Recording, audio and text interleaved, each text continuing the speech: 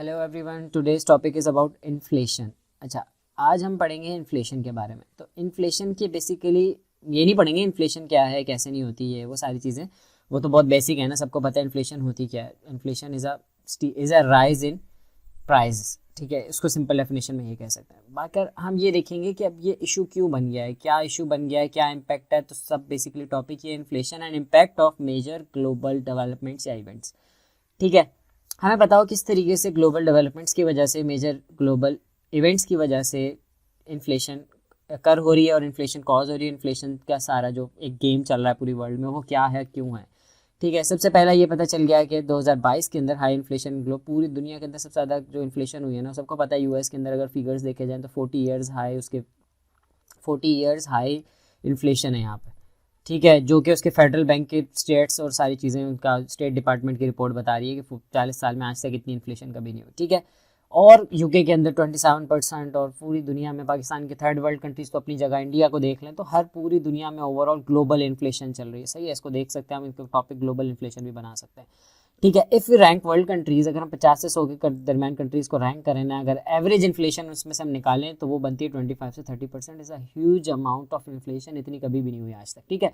तो this shows, this stats, this gruesome picture, this gruesome figures shows that कि भाई दुनिया में ग्लोबल इन्फ्लेशन बहुत ज़्यादा हो रही है, ठीक है। टॉप 50 कंट्रीज़ जो चल रही हैं, OECD की जो कंट्रीज़ हैं, उनके अंदर भी इन्फ्लेशन 7 से 8%, अब तो ज़्यादा हो गई है अब इसके बाद। अच्छा, आइडियल इन्फ्लेशन वैसे जो हमें पता है वो कितनी होती है, 2 से 2.5%, जिसके ऊपर अभी इकोनॉमिक्स ऊपर जाती है, जो कि आपका वेल्थ ऑफ नेशंस की बुक में भी उसने कहा है। आपका क्या कहते हैं, फादर ऑफ इकोनॉमिक्स जो है, वेल्थ ऑफ नेशंस की बुक है उसकी, ठीक है। तो इस तरीके से डोमेस्टिक फैक्टर्स, अब हमें पता है हम डोमेस्टिक फैक्टर्स को हमारा टॉपिक नहीं डिस्कस करें, हम overall global impacts, global developments देख रहे हैं। डोमेस्टिक फैक्टर्स भी हो सकते हैं इन्फ्लेशन को अकर करने के लिए, वो कि करप्शन हो सकता है, आपके misplace priorities of the states की पॉलिसीज़ बेकार होती हैं, ख़राब होती हैं, इनसफिशेंट उसकी रिसोर्सेज का यूटिलाइजेशन होता है, पॉलिटिकल इंस्टेबिलिटी होती है जिस वजह से अनसस्टेनेबिलिटी होती है, मार्केट स्पेकुलेशंस की वजह से भी आपके जो मार्केट के बड़े वो होते हैं इन्वेस्टर्स, और वो सारे भी अपनी इन्फ्लेशन अकर करते हैं अपने बेनिफिट्स के लिए। तो लेकिन अगर हम देखने लगे यहाँ पे ग्लोबल डेवलपमेंट्स जो कि 3-4 साल के अंदर हुई है, और उसकी वजह से एक स्टीप राइज इन इन्फ्लेशन हुआ है, ठीक है। सबसे पहला तो आ गया यूएस चाइना ट्रेड वॉर। अच्छा, यूएस चाइना ट्रेड वॉर एक बहुत मेजर इम्पैक्ट है, अगर आप ऊपर ऊपर से बोल देंगे तो सही है, लेकिन डीप डाउन आपको समझ आना चाहिए क्यों, कैसे ये यूएस चाइना का जो ट्रेड वॉर है ना, उसने इन्फ्लेशन को राइज करने में अपना किरदार अदा किया। सबसे पहले ये देखा जाए कि 2018 से अभी तक जो है ना, हमारी इनकी जो ट्रैवलरी चल रही है, ठीक है, ये तो हमें समझ आ रही है। और 2018 से एक राइज चल रहा है इन्फ्लेशन के अंदर, वो क्यों चल रहा है हम देखते हैं आगे कि क्या हुआ है। कि दोनों कंट्रीज़ की जो ट्रेड थी ना, वो $1000 बिलियन के करीब करीब इनकी ट्रेड थी। बहुत मेजर ग्लोबल ट्रेडर, इंपोर्टर्स और ट्रेडर पार्टनर्स थे ये दोनों, ठीक है। हुआ ये कि हमें पता है कि यूएस का जो ट्रेड डेफिसिट था वो 375 बिलियन का ट्रेड डेफिसिट चल रहा था यूएस चाइना के साथ। तो हुआ कि तो आपको पता है वो सारी चीज़ें, ये ट्रम्प आया और उसने वो मेक अमेरिका ग्रेट अगेन और इम्पोर्ट बैन और वो सारी चीज़ें, यूएस का जो पॉपुलेशन उसने सारा यूज़ किया, उसकी वजह से उसने क्या किया, ट्रेड टैरिफ्स इंपोर्ट्स के ऊपर लगाया, चाइनीज़ इंपोर्ट्स के ऊपर, ठीक है, ट्रेड डेफिसिट को कम करने के लिए। जो हम ट्रेड डेफिसिट की बात कर रहे हैं ना, ठीक है, 2018 से 20 के दरमियान उसने लगाया, अभी तक बल्कि कुछ चल रहे हैं ट्रेड टैरिफ। तो उसकी पॉलिसीज़ की वजह से क्या हुआ, इम्पैक्ट हुआ चाइना और यूएस दोनों को, और उसकी वजह से पूरी दुनिया में प्राइस हाइक हुआ ये कि जब चाइना के अंदर उन्होंने बैन लगाया उसकी इम्पोर्ट्स पे, तो ऑब्वियसली इम्पोर्ट्स उसकी महंगी हो गई, ठीक है। तो जो डोमेस्टिक चीज़ें चल रही हैं इकोनॉमिक्स के अंदर, पूरा इसका पूरा ज़ाहिर डिटेल में सारी चीज़ें होती हैं कि जो यूएस के अंदर चल रही थी ना, इसको फ्रंटियर एक मेथड होता है, इकोनॉमीज ऑफ स्केल आता है इसके अंदर, और इसके अंदर फ्रंटियर मेथड आता है। खैर, इसमें सिंपल ये था कि जो यूएस के अंदर की जो ट्रेड चल रही है ना, जो यूएस के अंदर की इंस्ट्रूमेंट चल रहे हैं, ये जो जो एक्सपोर्ट्स का सामान सारा बन रहा है, वो उसको सपोर्ट करने के लिए, इसको कहते हैं डोमेस्टिक प्रोटेक्शन देने के लिए उन्होंने बैन लगाया। उसकी वजह से जो रॉ मटेरियल सारी चीज़ें आ रही थी वो महंगी आने लगी। अच्छा, जब वो महंगी आई तो फिर वो जब सेल होने लगी तो ऑब्वियसली वो महंगी रेट्स में चुके, जिसकी वजह से इन्फ्लेशन बढ़ी। तो अब ये पूरा एक साइकिल था जिसमें क्या हुआ, no raw material energy labour revolution in shipping corporation. अब इसमें यहाँ पे कोई ये वाला कॉन्सेप्ट नहीं है कि आपकी शिपिंग कॉर्पोरेशन ने रेट बढ़ा दिए, लेबर का रेवोल्यूशन आ गया, एनर्जी क्राइसिस आ गया, ये रीजंस नहीं है।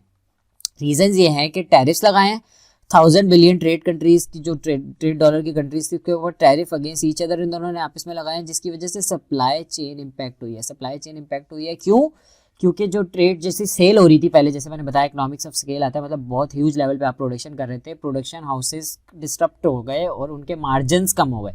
अच्छा, अब उन्होंने अपने प्रॉफिट निकालने के लिए क्या किया, जो चीज़ें बिक रही थी, जो कि आइटम्स उनके सेल हो रहे थे, उनके रेट बढ़ाने शुरू कर दिए।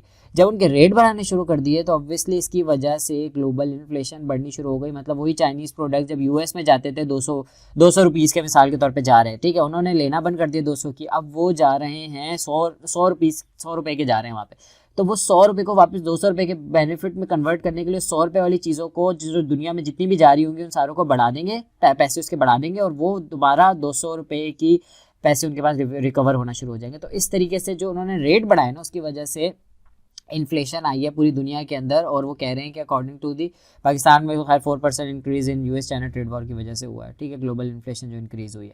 तो ये कॉन्सेप्ट था global inflation US China trade war की वजह से। एक तो सिंपल आप बता देंगे यूएस चाइना की ट्रेड वॉर की वजह से, तो पीछे कॉन्सेप्ट समझाना है कि किस तरीके से उनके $1000 बिलियन की ट्रेड चल रही थी और फिर उन्होंने टैरिफ्स लगाए, उतना सेल नहीं हो रही थी, जिस वजह से चाइनीज़ प्रोडक्ट्स अपने रेट बढ़ाए, यूएस प्रोडक्ट्स ने भी अपने रेट बढ़ाए ताकि अपने प्रॉफिट मार्जिन को रिकवर किया जा सके, और उसकी वजह से उस प्राइस रेट्स बढ़ गए।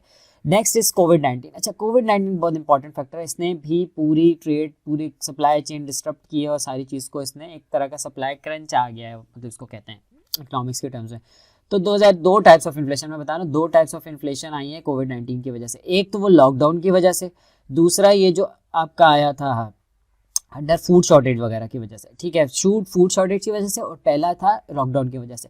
लॉकडाउन की वजह से क्या हुआ कि सप्लाई चेन स्टॉप हो गई, सप्लाई चेन, इसको आप लॉकडाउन को कह लें या सप्लाई चेन, ठीक है, सप्लाई चेन डिसरप्शंस तो अल्टीमेटली कॉज होता है ना, लेकिन मेन कॉज लॉकडाउन था। हुआ ये कि एग्जिस्टिंग स्टॉक्स वगैरह जो थे ना, वो उसके प्राइस बढ़ा दिए गए, ठीक है, क्योंकि new supply chain demand factor का जो सप्लाई था वो डिस्टर्ब हो गया, क्योंकि न्यू प्रोडक्शन जनरेट नहीं हो रही थी, जो स्टॉक पड़ा था उसको ही महंगे रेटों में बेचना शुरू कर दिया, क्योंकि न्यू सप्लाई पीछे से नहीं आ रही थी, डिमांड ज़्यादा थी, ऑब्वियसली सप्लाई कम हो गई। इसका सीन ये होता है कि एक ना एक फैक्टर डैमेज होता है, यहाँ पे फैक्टर डैमेज हुआ सप्लाई का, सप्लाई कम हुई तो ऑब्वियसली डिमांड तो कांस्टेंट थी, लेकिन जब सप्लाई कम हो गई तो डिमांड ऑब्वियसली उतनी भी जो थी वो भी ज़्यादा लगने लग गई, हमें बात समझ आ रही है। तो इस वजह से उस प्राइस को बढ़ाया गया ताकि इक्विलिब्रियम में लाया जाए और डिमांड को कम किया जाए। ये ग्राफ होता है डिमांड सप्लाई का, इकोनॉमिक्स में हम पढ़ते हैं, तो वो सारी चीज़ें इसमें आ गई। नेक्स्ट इज आपका जो हम बात कर रहे हैं वो ये हुआ कि उसकी वजह से क्या हुआ, जो आईएमएफ की एक रिपोर्ट है उसमें ये बताया गया है 2020-21 globe will be food shortage, globe के अंदर फूड शॉर्टेज होगी, जिसकी वजह से प्राइस अगेन हाइक होगी। अच्छा, फूड शॉर्टेज की वजह से भी प्राइस हाइक होना शुरू हो गई, क्यों? क्योंकि क्लाइमेट चेंज आया।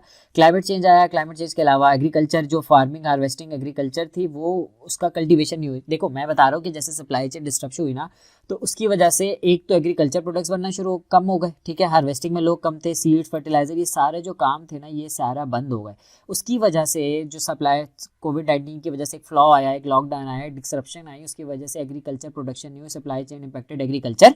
जैसे कि मैंने बताया लैटिन अमेरिका, ऑस्ट्रेलिया, एशिया और अफ्रीका के अंदर प्रोडक्शन नहीं हुई, और प्रोडक्शन नहीं हुई एग्रीकल्चर की, उस वजह से फूड शॉर्टेज हुई तो फूड प्राइस बढ़ गई तो इन्फ्लेशन बढ़ गई। तो ये दूसरा रीज़न है कोविड-19 का। पहला लॉकडाउन हुआ, लॉकडाउन की वजह से ओवरऑल सप्लाई डिस्ट्रप्शन हुई, और फिर एग्रीकल्चर डिस्ट्रप्शन हुई, और उसकी वजह से फूड इनसिक्योरिटी। हम इसके अंदर फैक्ट फिगर्स भी डाल सकते हैं कि जिस तरीके से पाकिस्तान का जो 40% जो है वो फूड इनसिक्योर है पीपल, ठीक है, ग्लोबल उसकी वजह से, वर्ल्ड फूड प्रोग्राम की वजह से, तो के स्टैटिस्टिक्स से वर्ल्ड फूड प्रोग्राम, ठीक है, और 16% एक्यूट शॉर्टेज के उसमें है। सही है, ये तो सारे फूड सप्लाई के अंदर हम अलग से देखेंगे। तो हमें यहाँ पे अपने रीजंस देखा है कि इन्फ्लेशन क्यों बढ़ रही है। Next is Russia Ukraine war. अच्छा, लोग बताएंगे सबसे पहले ये वाली फैक्टर शुरू करेंगे, लेकिन हमने यहाँ पे यूएस चाइना और फिर कोविड-19 ये 4 साल से क्यों बढ़े हम वो देख रहे हैं। अच्छा, रशिया यूक्रेन वॉर ने कैसे बढ़ाई है इसको अभी हम समझते हैं। सबसे पहले क्या हुआ कि वॉर हमें पता स्टार्ट हो गई फेब 2022 के अंदर, ठीक है, ये बात हमें समझ आ रही है। अब हुआ ये कि उसकी वजह से जो ब्लैक सी है ना, अब देखें यूक्रेन ऊपर है, ब्लैक सी नीचे है, रशिया, और उसके नीचे इस तरफ तुर्की, और इस तरह पूरा यूरोप साइड इस तरफ आ जाता है, ठीक है। जो ब्लैक सी है ना, उधर से ट्रेड होती है, ठीक है, trade in Black Sea become vulnerable. उसकी वजह से जो ब्लैक सी की ट्रेड है वो वल्नरेबल हो गई, और उसकी वजह से जो कि वहाँ से कार्गो शिप्स जा रही थी ना, जो कि ट्रेड करती हैं, उनका रिस्क बढ़ गया। जब उनका रिस्क बढ़ गया तो उन्होंने क्या किया, अपने जो असल में ये जो शिपिंग कॉर्पोरेशंस होती है ना, इनकी इंश्योरेंसेस का सीन होता है। मतलब वो इंश्योरेंस का एक सीन ये होता है कि अगर सब जहाज़ डूब गया या जहाज़ ज़ाया हो गया तो उसकी इंश्योरेंस दी जाती है, और उसकी वजह से वो ज़्यादा पैसे रिकवर होते हैं। अब हुआ ये कि रिस्क बढ़ गया, अब ज़्यादा चांसेस थे कि हो सकता है हमारा ये शिप रशिया रोक ले या कोई भी इशू बन जाए, तो उन्होंने अपने इंश्योरेंस चार्जेस बढ़ा दिए। क्योंकि शिपिंग कॉर्पोरेशन अलग होती है, वो आपकी पूरी ट्रेडिंग को लेके जाती है और उनके आपको शिपिंग चार्जेस पे करने होते हैं इंश्योरेंसेस के। तो उन्होंने they have increase 30-40% insurance charges. अब ये बहुत huge increase in their insurance prices था। इसकी वजह से क्या हुआ, आपकी अल्टीमेटली जो ट्रेड थी वो महंगी होने लग गई, मेडिटेरियन सी कार्गोज इंश्योरेंसेज इंक्रीज हो गए। बर्डन क्या किया शिपिंग कॉर्पोरेशन ने, क्या करना है अपना बर्डन उनको देना है, जो क्या सप्लायर्स होता है वो भरेगा। अब सप्लायर क्या करते हैं, अल्टीमेटली उसको आगे ट्रांसफर कर देते हैं किसकी तरफ, जो कि बायर होता है। अब वही उसी ही ने पे करना है और अल्टीमेटली आपकी जो प्राइस प्रोडक्ट जो आ रहा है उस शिप के अंदर वो महंगा होके आ रहा है। तो ये shipping corporation, international shipping corporation ने जो रेट बढ़ाए हैं ये भी एक इम्पॉर्टेंट फैक्टर है ग्लोबल इन्फ्लेशन को बढ़ाने में, ठीक है। अच्छा, नेक्स्ट आ जाता है wheat production of Russia and Ukraine. पहला था शिपिंग कॉर्पोरेशन वाला, ठीक है। Next is wheat production. अब ये इसके ही सब हेडर्स आ जाते हैं रशिया यूक्रेन वॉर के अंदर, ठीक है। रशिया यूक्रेन का सीन ये है कि ओवरऑल जो रशिया और यूक्रेन मिला के 19% ऑफ ग्लोबल फूड बास्केट को कंसीडर करते हैं वीट के अंदर, ठीक है। वीट प्रोडक्शन लार्जेस्ट प्रोड्यूसर हैं ये दोनों मिल के होते हैं, इनके सबसे वहाँ से लार्जेस्ट प्रोड्यूसर होती है। और वो सारी जो ट्रेड होती है वो आपकी इस रेड सी से ब्लैक सी से होती भी जाती है, और ब्लैक सी में इन्होंने ब्लॉक कर दिया है इसकी, ये रशिया ने इसकी ट्रेड को ब्लॉक कर दिया है यूक्रेन की ओर जाने नहीं दे रहा। तो उसकी वजह से एक food production, food crisis, food shortage आया और उसकी वजह से अल्टीमेटली फूड प्राइसेस में इन्फ्लेशन बढ़ी। इन्फ्लेशन हुई तो इन्फ्लेशन राइज होना शुरू हो गई, जो कि हम पढ़ रहे हैं। तीसरा है रशियन फर्टिलाइजर इंडस्ट्री। अब रशिया की जो फर्टिलाइजर इंडस्ट्री है ना वो एक बिगेस्ट इंडस्ट्री है, ठीक है। उसकी जो फर्टिलाइजर है रशिया की, वो import fertiliser sanctions impose by the West है। तो आपको पता है सैंक्शन इंपोज कर दिए तो रशिया से फर्टिलाइजर इंपोर्ट नहीं होना, इंपोर्ट बंद हो गई। तो पाकिस्तान ओवरऑल उसकी वजह से भी एक क्राइसिस आया, शॉर्टेज आई, शॉर्टेज हुई तो प्राइस हाइक होना शुरू हो गई। तो ये तीन फैक्टर थे जो कि सब हेडर्स आ गए रशिया यूक्रेन वॉर के, दो आ गए आपके कोविड-19 में और आपको पूरा डायनामिक समझ आई यूएस चाइना में। अब लास्ट आ जाता है ऑयल फैक्टर। वैसे तो ऑयल फैक्टर आप रशिया यूक्रेन के अंदर भी लिख सकते हैं, लेकिन this must contains a separate header for it, ठीक है, क्योंकि इंपॉर्टेंट टॉपिक है, इंपॉर्टेंट फैक्टर है, इसकी वजह से लाजमी, इसकी वजह से मेजर जो इन्फ्लेशन आई वो इसकी वजह से आई है। अब हुआ ये कि ये कंसिस्टेंट फैक्टर है, 75 और मोर इम्पोर्ट जो है ना, कंट्रीज है ना 75% वो इम्पोर्ट ही करती हैं अपना ऑयल या जो अपने हाइड्रोकार्बन्स होते हैं। तो उसकी वजह से क्या हुआ कि एक हाइक हुआ, महंगा हुआ इन्फ्लेशन, क्योंकि कंट्रीज में वॉर शुरू हो गई। तो उसके भी दो रीजंस थे। अब हुआ ये sanctions on Russia by the Russian gas by EU ने जो सैंक्शन लगाए रशियन गैस के ऊपर, उसकी वजह से रेट बढ़ गए, ठीक है। सैंक्शन लग गए क्योंकि वो तो आ नहीं रही वहाँ से ट्रेड। तो उसकी वजह से क्या हुआ, जब रशिया की गैस यूरोप नहीं लेगा तो यूरोप ने अपनी एनर्जी नीड पूरी करनी है, और यूरोप की एनर्जी नीड बहुत ज़्यादा है क्योंकि उसकी एनर्जी प्रोडक्शन बहुत ज़्यादा है, उसकी इलेक्ट्रिसिटी प्रोडक्शन बहुत ज़्यादा है, उसके वहाँ पे विंटर्स का इशू होता है। तो उसने क्या किया, वो चले गए स्पॉट टेंडर्स के ऊपर। एक होता है तरीका, आप लॉन्ग टर्म इन्वेस्टमेंट्स करते हैं, आप लॉन्ग टर्म एग्रीमेंट्स करते हैं, और एक होता है आपके स्पॉट प्राइजेस होते हैं, आप जाके मार्केट में जाके पेमेंट करते हैं और अपना एक कार्गो खरीद के ले आते हैं, ठीक है, एलएनजी का या जो भी इस तरह का सीन होता है। उसकी वजह से क्या हुआ, आपने क्या किया, इन्होंने जब ईयू के पास ऑब्वियसली एक बड़ी इकॉनमीज है, इन्होंने जाके स्पॉट प्राइजेस में खरीदना शुरू किया, जैसे कि पाकिस्तान, कतर वगैरह से शॉर्ट स्पॉट मार्केट में कुछ लेता है, कुछ लॉन्ग टर्म होता है, कुछ स्पॉट में लेता है। तो इन्होंने स्पॉट में ये होता है कि बिडिंग होती है, जो ज़्यादा बिड करता है ना उसको मिलती है आपकी कार्गो, उसको मिलता है। तो ईयू के पास ऑब्वियसली पैसा ज़्यादा है, उनकी नीड भी ज़्यादा है, उन्होंने वहाँ जाके हायर पे करना शुरू कर दिया, और उसकी वजह से वो जो कार्गो अगर $100 का आता है तो वही $100 अब सारे 100 पे तो सब पे कर रहे हैं। इन्होंने क्या किया, रशिया की जो कंट्री, ये जो ईयू की कंट्रीज थी, इन्होंने मिसाल के तौर पे $250 का वो खरीदा जाके। तो उसकी वजह से अल्टीमेटली जो गैस थी वो तो महंगी हो गई ना, वो तो सबको पे 250 की मिलने लगी, जो 250 देगा उसको मिलेगी, वो बिड मिलेगी वरना नहीं मिलेगी। तो इसकी वजह से थर्ड वर्ल्ड का कंपटीशन बढ़ गया, थर्ड वर्ल्ड में जो आपकी इन्फ्लेशन थी वो बढ़ गई, यूरोप के अंदर भी बढ़ गई। तो ये पहला रीजन हो गया ऑयल फैक्टर का। दूसरा ये था कि irrational strategies of the USA.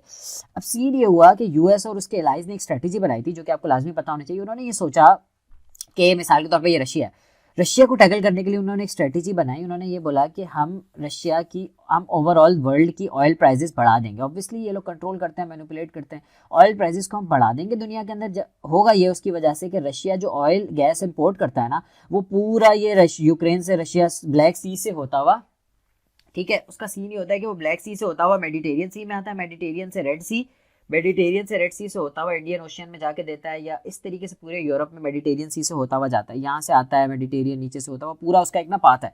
तो शिपिंग कॉर्पोरेशन के रेट्स की वजह से, इंश्योरेंस की वजह से जो आपकी रशिया की गैस ऑयल है ना वो महंगी हो जाएगी, और रशिया की एक्सपेंसिव गैस फिर कोई खरीद नहीं सकेगा। इनएफिशिएंट मतलब उनका जो एक्सपेंसिव गैस है वो बिक नहीं सकेगी, और इसकी वजह से रशिया को नुकसान होगा और अल्टीमेटली उसको वॉर को अबेंडन करना पड़ेगा। अब ये वाली जो स्ट्रेटजी थी ना, ये हो गई यूएस की फ्लॉ। क्यों? क्योंकि रशिया ने डिस्काउंट रेट पे देना शुरू कर दिया, रशिया ने 30% डिस्काउंट देना शुरू कर दिया, जिसकी वजह से क्या हुआ कि जो शिपिंग कॉर्पोरेशन लगने के बावजूद भी उसका ऑयल गैस सस्ता हो गया। और पहले कहते हैं 6 महीनों के अंदर उसने बिलियन डॉलर का प्रॉफिट जनरेट किया। $100 billion is a huge amount of investment. इसलिए अल्टीमेटली यूरोप को ही नुकसान हुआ, रशिया को फ़ायदा हुआ। तो ये दो रीजंस की वजह से उल्टा इसने उन्होंने प्राइस कॉन्शियसली बढ़ानी शुरू की, और कॉन्शियसली प्राइस बढ़ाने की वजह से इन्फ्लेशन आई और सैंक्शन लगाए जो ईयू ने, और उसकी वजह से ईयू को स्पॉट मार्केट्स में जाना पड़ गया। इस वजह से भी आपकी इन्फ्लेशन बढ़नी शुरू हो गई। तो these are two major reasons behind the inflation, global inflation with regards to the oil factor. ठीक है, तो ये वाला सिचुएशन समझ आ गई हमें। इसके बाद रशिया यूक्रेन वॉर के 3 फैक्टर समझ आ गए, कोविड-19 के 2 फैक्टर समझ आ गए, और यूएस चाइना ट्रेड आ गई। तो this includes overall dynamics of the global inflation के, किस तरीके से ग्लोबल इन्फ्लेशन इंपैक्ट हो रही है, ग्लोबल इन्फ्लेशन बढ़ रही है, किसकी वजह से, ग्लोबल डेवलपमेंट की वजह से, मेजर इवेंट्स की वजह से। तो that's all for today, thank you so much listening, hope you will find this interesting. Allah हाफिज़।